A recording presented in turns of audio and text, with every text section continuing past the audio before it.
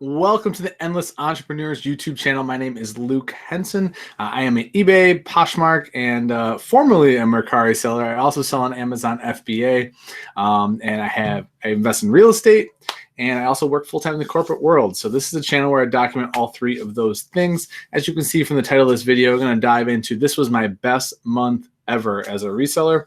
I've been reselling for, I would say, about a decade realistically, for actually selling things on eBay very seriously since about 2014, from like more than just kind of a casual hobby. So for me, this is a really big milestone. It's really exciting for me. Definitely small potatoes in comparison to a lot of other bigger sellers. But for someone who like kind of hustles and does this on the side, in addition to my career, this was a really big month for me, being the shortest month of the year, only 28 days. To have that be my best sales month ever was a really big deal for me. I'm really excited about it. So just wanted to come on here and share.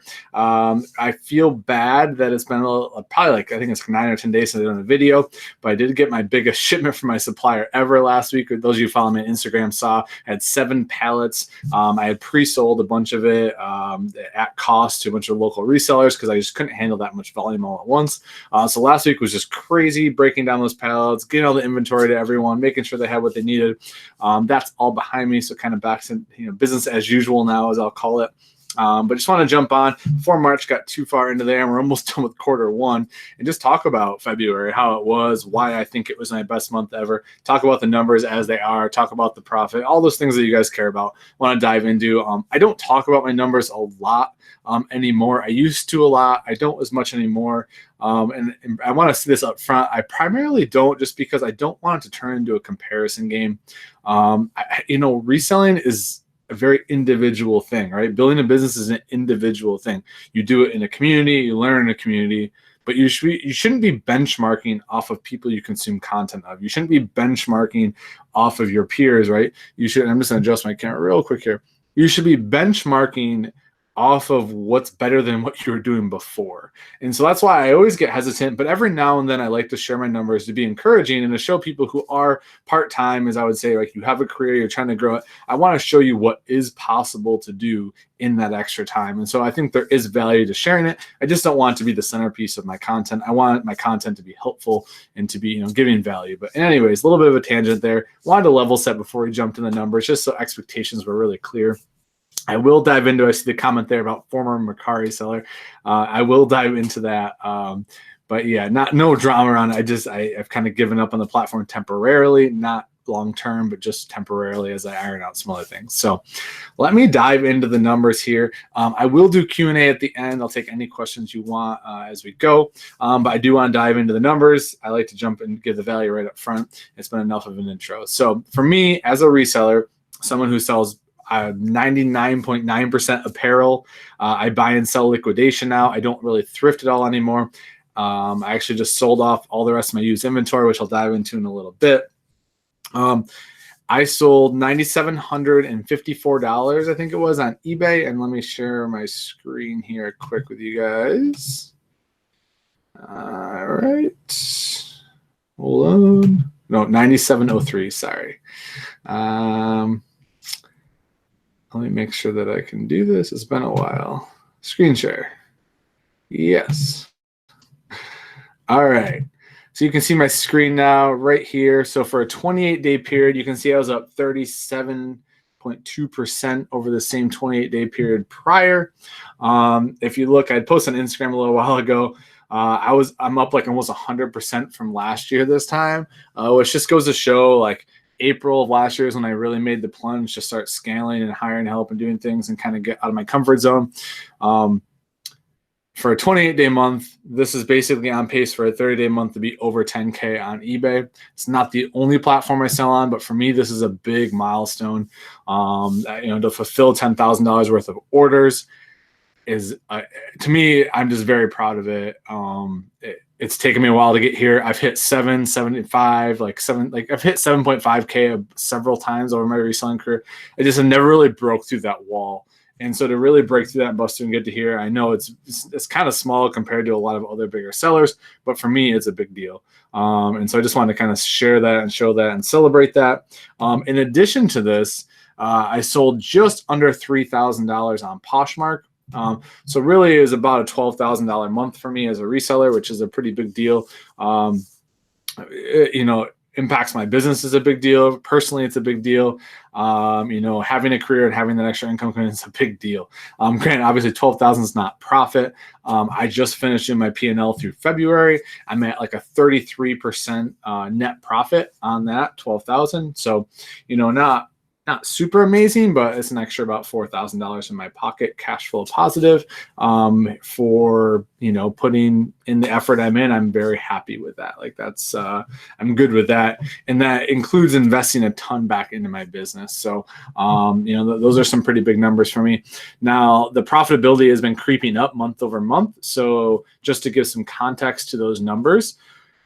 From July through December, I spent an enormous amount of time investing in infrastructure, figuring out how to scale, paying for photography, paying for a lot of different things I wouldn't pay for, paying for a lot of one-time costs, a lot of things that really ate into my profit. And what's happened is I finally hit that kind of economy of scale where my production is the same every month, but my sales are increasing. And so what happened is the profitability keeps creeping up. And as my sales go up, my costs are staying very fixed and my profitability is growing and growing. And so I've kind of forecasted out for the end of this year. Conservatively, I think I'm going to hit back to almost 40% in net profit at my current rate, which is pretty exciting. That's pre-tax, of course. So for me, that is just a big deal. And hopefully that gives some perspective, gives a little maybe inspiration to those of you who are part-time. You can do some bigger, and I say bigger numbers, but like you can scale and grow as you go. Like, as you're adjusting and you're figuring out what to do, it's possible to do that. You don't have to stick to a one-man show all the time. You can scale and grow and hire help and outsource things and still keep your career. I think one of the things I've been seeing a lot on Instagram, I love the Instagram community, but I feel like just in general as resellers, there's this really big taboo thing about like the only goal is to be full-time. And I have an enormous amount of respect for full-time resellers. To do that and make a living and make a really healthy living is awesome. Like I have lots of friends who are full-time resellers. I totally hats off. I just think on the other side of it, there's this negative connotation to people who grow businesses and keep their jobs. I think that's a really unfair assumption or standpoint to take because like I like going to my day job. I like interacting with people. I like having a career and doing something other than reselling. And then I like being able to work on the reselling. So like it's a win-win for me to have both. And I don't think that people should feel like they have to choose. If they enjoy both and get gratitude, and gratification out of both, they should do that. Now, granted, you hate your job, reselling's the way out, that's your goal. Great, good charge at it. But I just think people need to take kind of that pressure off of like that doesn't have to be the end goal. Like you can still grow this business without giving up that career if you want to, and maybe you don't. But I just want to put that out there. All right, let's see. So Aaron just said the 7.5 wall we all know well. Yeah, so that's funny because you're not the only person to say that, Aaron. A lot of people have said like that 7.5 mark seems to be a wall that a lot of like just single operators, reselling businesses hit, right? When you're just a one-man show. It just seems to be kind of that wall that you can churn out on your own. Obviously there's a lot of that do way more than that. But I mean, just in general, especially in the clothing community, clothing and apparel, that seems to be the wall that a lot of people hit. So that's funny. I appreciate that. Aaron asked how I'm adjusting for seasonality. So for seasonality, I am pretty well covered. So I'm fortunate. The way the liquidation cycle is working with my current supplier is I'm like 1.5 to 2 years in arrears in a lot of cases. Not all the time. Sometimes like the sport specific stuff is pretty current. So I was getting winter stuff during the winter. I've been getting spring stuff as I'm leading into spring. So it's been pretty up and down with that. I haven't had to worry about it. And having even though, and I'll talk about in a minute how I got rid of most of my used inventory, but I would say that I have almost all seasons covered with, 400 to 500 plus pieces of inventory. So seasonality is not really hitting me as hard as it used to. I used to be very poor at that. That was a really weak part of my business, Aaron, was I just never sourced adequately or adjusted for the seasons coming. And so this year, I think that's a big reason why I'm having so much success too, along with a couple other things I'll talk about in a bit, but definitely adjusting for that's been good. So someone just asked, Luke, how many hours do you put into reselling each week? So it really depends. So like last week, I spent every waking minute not at my job with it. But that was because I was processing 4,000 units of inventory in 7 pallets, distributing them to 8 other local resellers, like getting all our photographers all set. Like it was a big week where I could over-index and probably spent 40 hours on my reselling business last week. Other weeks, I'm spending 20, 25. I would say the average is around like 20 to 25. I would say that's a pretty fair assessment now, because at this point, like all the photography is outsourced except for about 25% I handle on my own, like accessories and certain different little niche things. All the listings outsourced to a VA who handles all of it. All I do is ship. The most amount of time I spend is on shipping. It's the fulfillment side, which isn't great because it's probably not the best use of my time, but it's the one thing operating my house I haven't figured out really how to move on to that next level. So for now, that's where I'm investing my time. And then the next biggest piece that I'm spending my time is inventory management. So, organizing, condensing bins, optimizing my space, making sure my pricing's right, making sure that presentation looks good, quality controlling, managing the workflow that's going to my photographers. That's where the next biggest chunk of my time goes. And then I try to think about my content as a part of my business, even though it doesn't really generate that much money at all. But I try to still think about it because at the end of the day, producing content's investing in myself too a little bit, because teaching and sharing helps me and helps my business, helps perspective. So spending time on Instagram, spending time on here is probably like another 5 hours a week.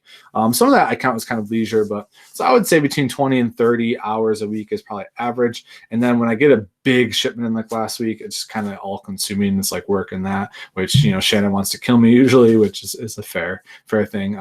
The next real big step for me is to find someone who can come help me break down pallets when they come. So I just need to find someone who wants to just make like $100 on a weekend and can come help me sort and break down and organize and pack, so that I can just spend 4 or 5 hours, just knock it out with someone and be done, and move on. So we're getting there. I mean, I'm basically have to optimize and fix one piece at a time, which I've been doing. But it's a slow progression. So let me jump into why I think that, for a couple of reasons, but why I think the main points of why my sales started to ramp.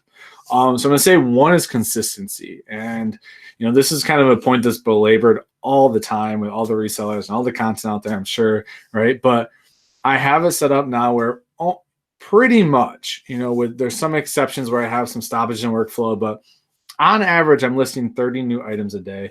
About 900 to 1,000 new items are going in every month, fresh, like new listings. And when I say listings, it's very important to differentiate. I'm buying liquidation. So new listings could mean 900 new listings, but 1,500 new pieces of inventory, right? I'm getting a lot of multi-quantity things. So from a process standpoint, I'm processing between 12 and 1,500 pieces of inventory fresh injected in every month. It's equating to usually between 900 and 1,000 brand new listings. I'm selling. So on eBay last month, I sold just under 600 items. And what you have to understand when you start calculating the average sale price, right, is it's coming in the high teens, is I have a lot of like $10, $12, $14 items that I have 100 quantity of and I paid $1 for or $2 for. That's a part of the liquidation game, right? I'm getting these home run items, I'm getting this awesome stuff, this bread and butter stuff, but I'm also occasionally, part of why I get this great inventory is I have to take this other stuff off their hands because he needs to move it as well, my supplier. So I also had to figure out how to move some of the lower stuff. So that's been something that I've really been tweaking and figuring out, and it's increased my profitability because I figured out how to move it faster. Still making a profit, but getting it out of the way. So little things like that you have to really think about when you don't have as much control. Like I have control, but I have to take everything. So I have control over the types of products I'm getting, but I don't always have control of the mix. Being able to handle that, having a system that can handle that and stay profitable through that cycle is huge, because I don't spend any time sourcing, right? Everything literally gets delivered to my driveway. I don't have to go to thrift stores. I don't have to go meet people. Like I don't do anything. Like it comes to me, to my driveway, out of a truck, on a lift gate, and I bring it in with a pallet jack. That's it. So like there are some costs that come with that, and that comes with not having 100% control of your mix. So that's something to think about. At the end of the day, average sell price is very important because it's the effort you're putting in. For perspective, my average sell price is actually It's decreased in the last 2 months because I have focused on getting rid of my lower value items, like really churning through a lot of like socks and shin guards. I get a lot of stuff like that, a lot of socks. Socks are becoming a big part of my inventory, but they're super quick to list. I'm getting them in quantities of 20 and 30. There's a very low upfront cost to process them and store them. They take a little space. Getting them cheap is selling them for $10 to $15. Like I'm in on that all day long. So it's just a part of the business, is a part of the evolution of it. So that's the one piece. Is I really think that's been a big key to me, is the consistency of listing that many items. The second thing, and I'm coming up on like 6 weeks right now of free shipping. So I switched to free shipping to be on a plane with my competition. I sell new with tags items. There are very few apparel new with tag sellers with large inventories that don't do free shipping. It's just they don't. Like used items, charging shipping is very normal. And if I was a used one-off thrifter still, I would be charging shipping. But I had to switch. And making the switch was a big deal. I switched to that and free returns. My returns have not spiked at all, just so everyone knows. So I'm 6 weeks in. I haven't seen a spike at all on returns. It's been the same, so I'm taking a little bit of a hit on do not fit stuff, but my sales are up 40%. So my returns are 2.3% or 2.4% of my business. Who cares if I'm taking a little bit of a hit if my sales are up almost 40%, for the last 20-day period. So I think that's a direct contributor to it. Definitely is helping in the algorithm, definitely helping as a competitor to my other people who are selling the same stuff as me. It's a big deal. That's been a big contributor. So Aaron's just saying, I process several pallets a week myself. Tough work. Yeah, it can be very tough work. Sorting and space are key, huh, Aaron? I've really figured out the hard way over the last year that the amount of open space you have to go through pallets, process, like be able to just put things in different areas while you break down a pallet is so valuable. Not listing an item twice, like making sure you get the multi-quantities right, categorizing by the right types to streamline listing. Like it's huge. Like now that I cleared out all this space in my garage, I only have inventory around the walls now, so the whole middle of it is wide open, so I can receive shipments. Like one of the big reasons I cleared out my LL Bean order, which I guess is a good bridge into, is the third reason, not why sales are going, but just why I'm moving forward and making big changes. Is I sold all of my LL Bean. It was my very first bulk buy ever. It was back like a year and a half ago, maybe almost 2 years. I bought 3,000 pair of new without tags, some new with tags, LL Bean pants. They're all shelf pull quality. Got them for $1.15 each, including shipping. It was probably the best price I ever paid for a bulk buy ever. It was amazing. Wish I could get a ton more of those. But sold about, I think I ended up selling about a little over half of it. I sold like 1,400 pairs to the person who just picked them up. More than, made my profit on what I would have expected from that. And then I sold them for 75 cents a pair to a local reseller who I've networked with. And I would consider a friend at this point. And he took them and is doing great. He kind of inventorying them now and getting the moves. But it created so much space for me now that I can keep the middle of my garage open. And I reclaimed all that shelf space to keep growing so that I can keep receiving these pallets and have them in the process. So that space is just critical. And I had no idea how big of a deal it was until I had 7 pallets in my garage. I broke those pallets down by Wednesday night. So Wednesday night, I've been through all 7 pallets, sorted, organized, everything. So, having that space made all the difference. And granted, I was going to work, coming home and spending all night, working on them. But like in 3 days, to be able to process 4,000 units, break it up, give it to 8 resellers, like that's a big deal. Like, that was huge. So I've definitely unlocked some efficiencies. Drummer said, returns do not matter if you have a great sell-through. Yeah, returns always matter, right? Because you have to account for them. But if you account for them and you keep them at bay at the normal rate, you can adjust for them. So yeah, I agree, Drummer. Sorry, a little bit of a yawn there. It's been a week. Only middle way through it too. Les said, sorry if you covered this. I was late getting on. Are you selling only on eBay? So no, I sell on eBay and Poshmark. I was selling on Mercari, which I guess is a good point to transition to answer that question. I haven't figured out a way that's worth it for me to pay my VA to cross list on Mercari and have it be profitable. I think it's a profitable platform. I need to figure it out still. Chris over on Daily Farming, he's really figuring it out. The investment I was pouring into it and the return I was getting just didn't make sense right now. So basically what I'm doing, they were losing the tracking on my products so much. It was so frustrating that I pretty much am just pausing Mercari for right now. A couple months, let some of the kinks iron out, see what's going to happen with it, and I might jump back. But so I sell on eBay and Poshmark. And I mentioned, I know you're late, so I sold just about $10,000 on eBay and just under $3,000 on Poshmark. Adam is in the house. Yes, it is Wednesday, Adam. That's Video Wednesday. That's what it is, obviously. I'm allowed to be tired on Wednesday, Adam. It's fine. Adam's a good friend from upstate New York. He runs a killer business, killer marketing agency, I guess we can call you now, right, Adam? He is a big shaker and mover in that space. So very proud to have you as a friend. And actually, Adam, I need to touch base with you. In March, I'm coming up to New York. We need to catch coffee and catch up. So shoot me a text if you can. I ironically lost my phone in October and don't have any of my contacts from before that. I'm going to take some other questions here. So Milcap said, Luke, do you use Bonanza for your eBay seller? No, I do not use Bonanza. Someone says, does Mercari have an API? That's a great question. I mean, they have to have it. Whether they allow other people to open source into it is another question, Aaron. Jeremy said, I put higher price items on there for Mercari he's referencing. Yeah.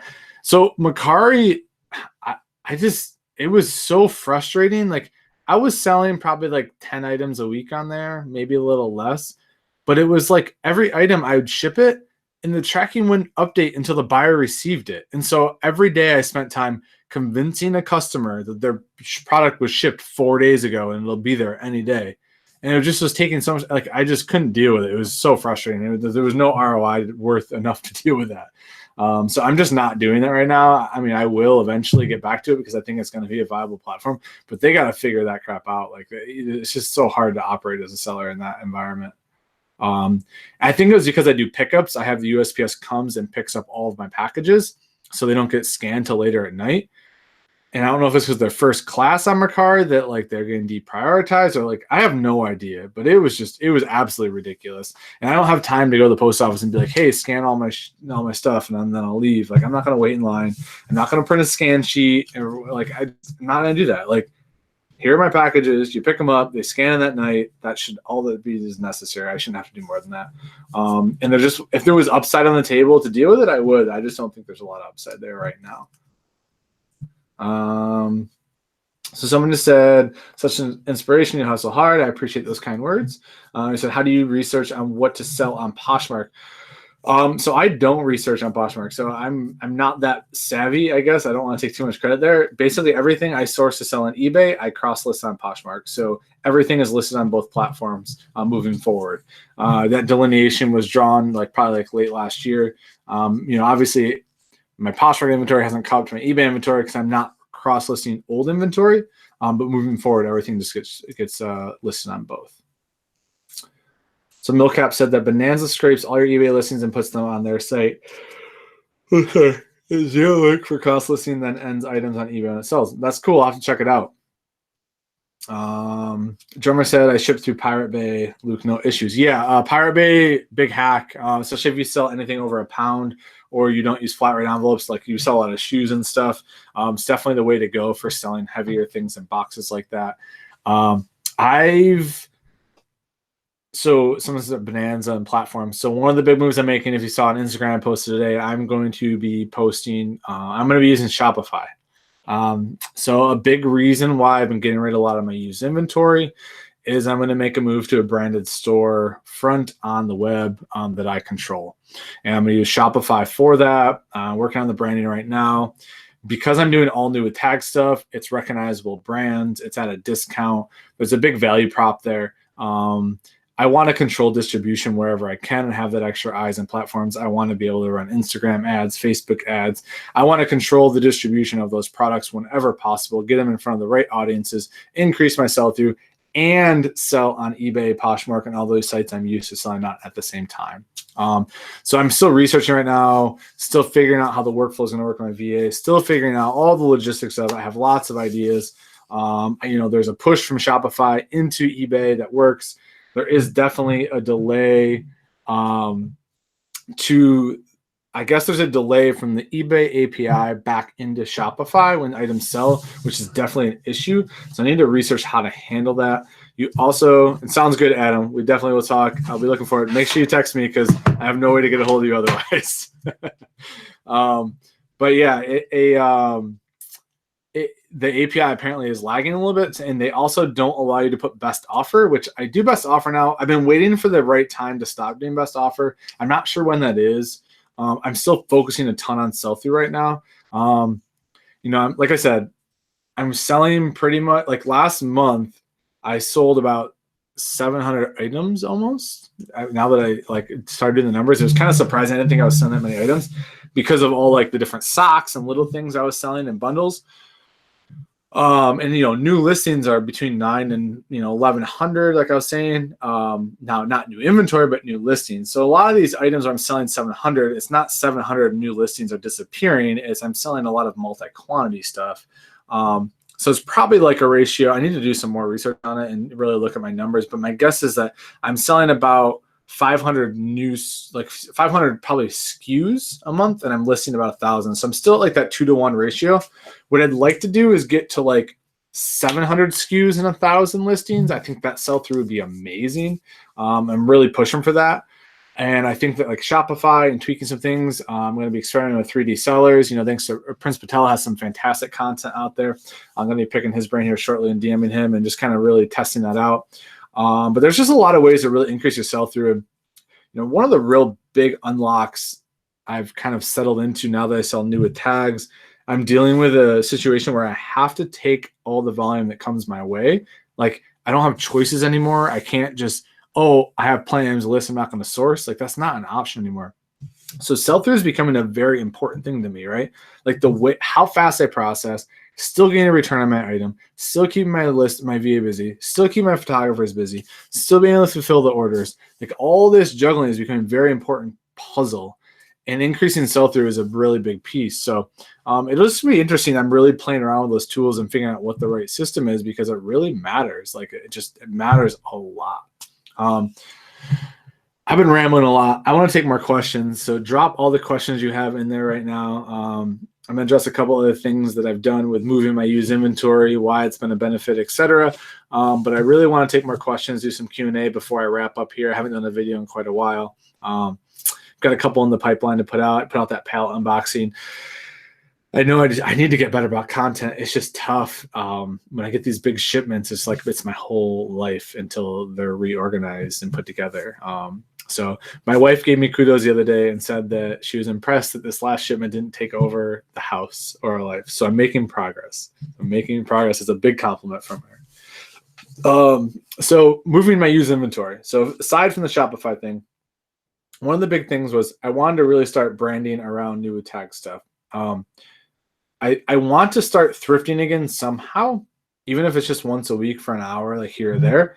And I want to list that separately in a different store. But I want to get to the point where I'm branding all my new tag stuff in one spot, and that can run through my Shopify and all that. So I need to figure out that. I haven't figured it out yet, but I want to get back. I do miss thrifting a bit. And so there's a lot of money made at thrifting, and I think that there's a lot of available content to make around it. So that's neither here nor there. But I did make that effort. I unloaded the 1,400 pair of LL Bean. I sold all my other used stuff. It actually went all to the same person. So they went from I was texting this morning. They went from 1,000 units to 3,000 units. They're managing almost right now. So it's been funny having infrastructure conversations with him, kind of talking through the different options he has and stuff. It's been really interesting watching him grow. And the cost, what he paid for these items is his profitability per item is enormous, way better than mine ever was on these. So pretty cool for him. Someone said, do you need to get some sleep? No. So see these dark eyes? So just a level set. I've had these since I was 10. So I get that comment a lot. I get the comment that I look high, and I get the comment that I look tired. That's just how I look. Sorry if it's offensive. That's just how I look. I'm super well rested. Honestly, totally different topic. I'm probably in the best shape I've been in my life. We've been doing CrossFit for almost a year now. I feel great, more energy. I used to have really bad sciatic nerve issues, lower back pain. That's gone. I'm probably like physically and mentally in the best place I've been in my life. So I do appreciate the concern because I know it comes from a good place, you know, that you're making a comment. But I honestly, like last night I did do less sleep than normal. We have a puppy and he was kind of an ass. But in general, I'm doing a lot better. So, oh, he said the yawns, not the eyes. Yeah, that's a direct result of last night. Someone said, thanks for the discussion on Mercari. I had the same issue. I'll keep watching the platform accordingly. Yeah. And I'm not saying you should stop on Mercari. It just, I didn't have the time or the resources to keep investing in it right this second. I'm not giving up on Mercari. I just want to be very clear about that. I still think it's a very viable platform and it will become a part of my business again. Just right now, like I just have a lot of bad words to say about their shipping. And I thrive on positivity and negativity is crippling. And there's nothing more negative than getting freaking buyer comments 2 to 3 times a day of where's my package? Why isn't it tracking? Did you even ship it? Well, it said it didn't ship. You said it shipped, but it didn't ship. You didn't ship my package. Like, I don't believe you. And like, you're like talking someone off a freaking ledge about the package you dropped in the mail 3 days ago. Like, I don't have the mental space to deal with that. Normally I'm pretty good, but like that, when it became like a daily thing, I'm like, forget this. Like, for the extra $500 in sales a month again right now, like I just no, like it's not worth it. All right, just looking here. Someone said, "How's the other eBay store going?" So never got the other eBay store off the ground. I made the decision to actually relist the flawed items on my same eBay store because I'm selling them new with defects. And so my secondary store will end up being an all used item store, probably mostly vintage stuff. I think my end game for it is going to be, I'm going to be really focused on high dollar thrifted items, a lot of vintage stuff. And I'm going to cross list that store on Etsy. So that's long-term. It takes a little bit to get there, but that's going to be kind of my, like my solution. I think that's like my nirvana, I guess you would call it, is like, I get to really grow the process base, like, liquidation store and grow that on the side over here. And then I can grow this little baby thrifted store with like high dollar thrifted vintage items. And then, have some experience on Etsy and such as well. I think it'll really fulfill a lot of my needs on kind of when it goes to like satisfaction there. Mark said, do you sell anything other than clothes? Not anymore. I used to sell a lot of different electronics, hard goods. Oh, sorry. But I pretty much just clothing. I'm a big process guy. Now that I buy liquidation, my contact gives me, he doesn't like dealing with apparel, so I take all the apparel. I've pretty much built my whole business around that. Someone said the scar I got before the wedding has healed nicely. It's a sign of good health. Thank you. Yeah, so what she's referring to is this little guy right here, I think. Yeah, right there. So about a month before my wedding, we had engagement pictures. And maybe a month and a half or so, was playing basketball at lunch, caught a shoulder to the eye, busted my whole eye open, had to get it glued shut like 5 days before we had to get pictures. I thought Sharon was going to kill me.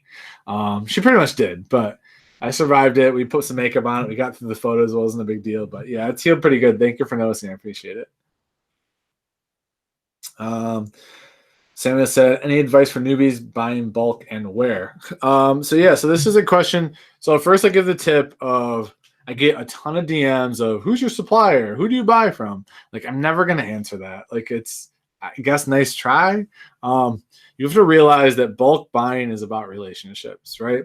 Everybody has access to the sites like Smash Lots and Blue Lots and Bulk. Everyone has access to those. They have access to what they list, blah, blah, blah. That's fine. Now, everyone has access to individual relationships with stuff that never gets posted for sale, right? That's where the networking and the hard work and the, that extra thing that separates you as a seller, right? That's the foundation you got to figure out how to build. The tips I'll give is, let's think about it practically.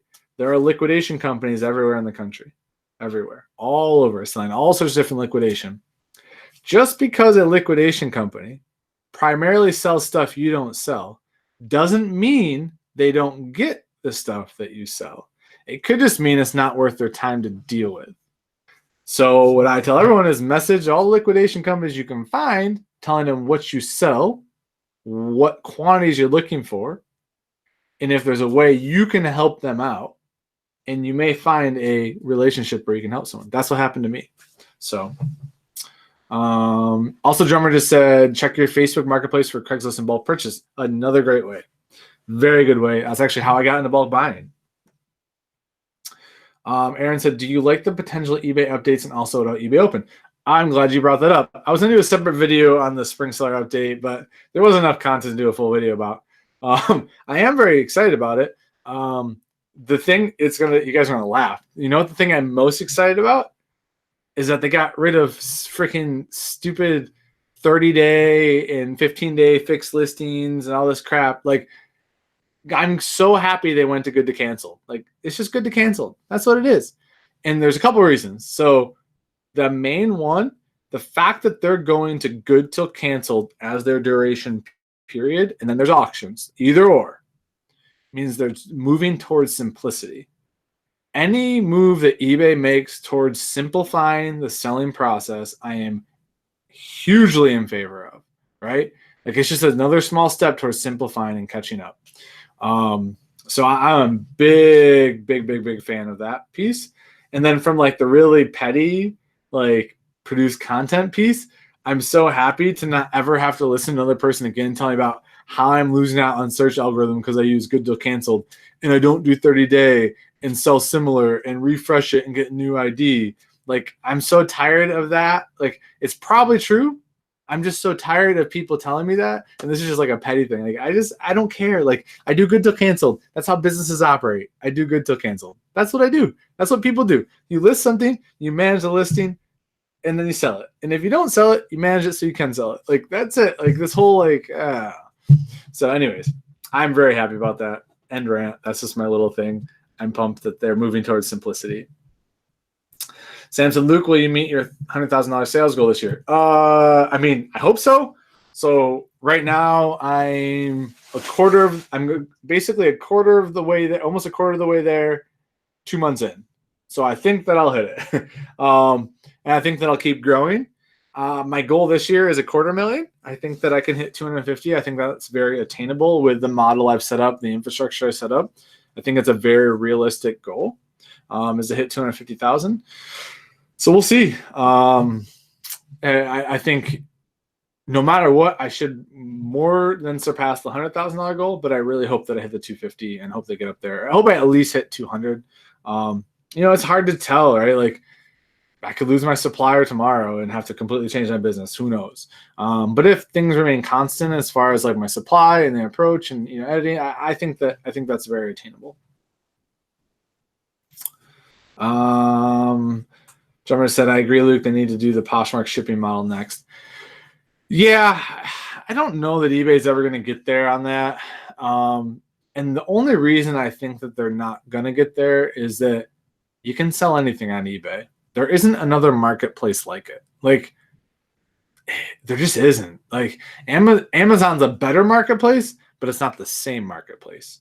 Like, it doesn't have the red tape that every other marketplace has. It's not as niche-y as every other marketplace is. It's just that has its unique value prop. And I don't know they're ever going to be able to line the shipping as cleanly as they do on Poshmark. Like, it's easier on Poshmark because it's clothing, right? Like, it's predictable. Weights are predictable. Like, cutting the deals are predictable. It's just, I think it's a more predictable thing to do. Whereas eBay is just not, right? Like, you technically can ship a car engine, right? Like, how do you standardize that? How do you standardize that weight and furniture and all these other things? Like, I think it's just too hard for them to standardize.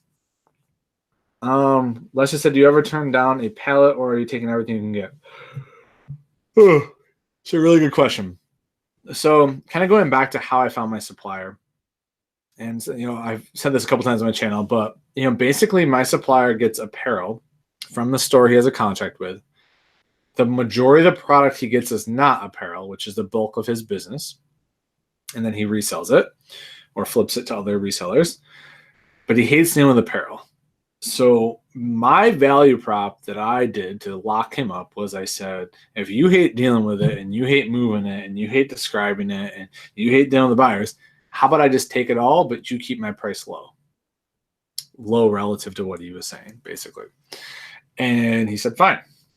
So he grades each order roughly for me. He counts the pieces, and then he gives me a price based on those pieces.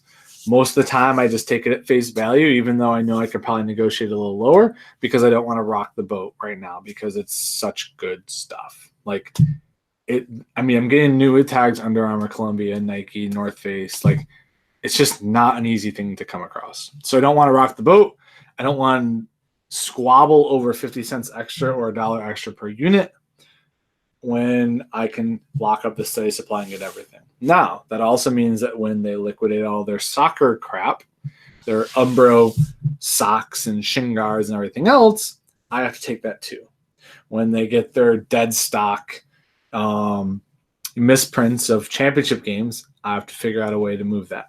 But he is now giving me latitude to negotiate those prices down because he realizes, hey, when I'm giving you 4,000 units of shin guards and socks, I know they're not the same value as the North Face Columbia stuff I would send you. We can negotiate to a point that's, profitable for you.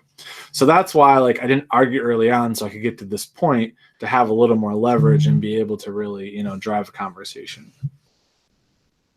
Hopefully that answers your question.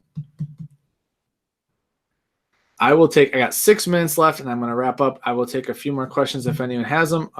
Otherwise, I will get going. I still have to ship tonight, which is, like I said, been the bulk of my time lately. I've had a lot of requests for what sold videos. So I'm going to start doing those once a week. They're probably going to be pre-recorded just because going live is tough sometimes. So I'm probably going to start doing a once a week what sold video. And I'll probably pick like 10 home run items, 10 middle of the road items, and 10 below average items, just so you can kind of get the feel for the different things I'm selling. I don't mind sharing them, honestly. They're pretty common commodities. It's not like I'm selling some secret sauce. If you can figure out how to get these items, then you can compete with me. That's pretty much what it comes down to. So it's not really, my supplier is really the valuable piece, not what I'm selling. See if there's other questions I've missed. I don't think there is. Just look up here. Yeah, I think that's good. I think I've hit all the questions, guys. It's also, other thing I was going to say, it's been very interesting looking at the way the shipping is impacting the first class shipping regional, kind of the region-based shipping approach with the USPS has been. I'm curious how many people now, when they're at 12 ounces versus 12.4 ounces, where you used to round up to 13 ounces, you're now just saying 12 ounces and rolling the dice. I find myself a lot I'm 12.1. Yeah, whatever. I'll just do 12 because it's $1 something jump from 12 to 13 or from 8 to 9 ounces. It's really interesting. I wonder how much they're kind of shooting themselves in the foot with it, or how much it just already overcompensates and is fine. But in summary, so Shopify is going to be in a big part of my business. I haven't figured out how yet, but it's going to. If anyone has extensive experience with Shopify, has enjoyed it, knows a lot about it, whatever, sells on eBay and that, I would love to chat. Feel free to DM me on Instagram, Endless Entrepreneurs. Also be on the lookout. I just hit 10,000 followers on Instagram, which is pretty exciting for me. It's a really arbitrary number, but when you think about, I'm always very grateful and I feel very it's very humbling to know that anyone thought my content was worth clicking follow or subscribe, or even just friends, people you meet who want to just check out what's going on. I just find that very, very humbling. So I've got 2 Gary Vee books left over, the Crushing It books, the newest one he came out with. I'm going to give those away on Instagram. So if you're not following me on Instagram, definitely hop over there, check it out. I'm going to make a post probably tonight and give those books away to someone. He's been a big source of inspiration for me.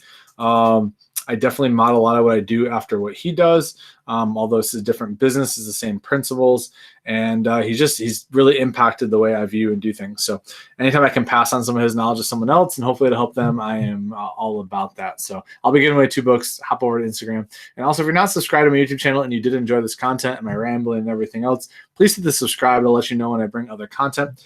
If you have content ideas as I ramp up and create more content here, drop them in the comments. Tell me things you're struggling with. Talk about the things that are tough in your business. I'd love to help solve those or help bring content that makes clarity to that where I can. Always DM me if you want Instagram. It's probably the quickest way to get a response. I try to answer all my comments on eBay eventually, or on YouTube eventually.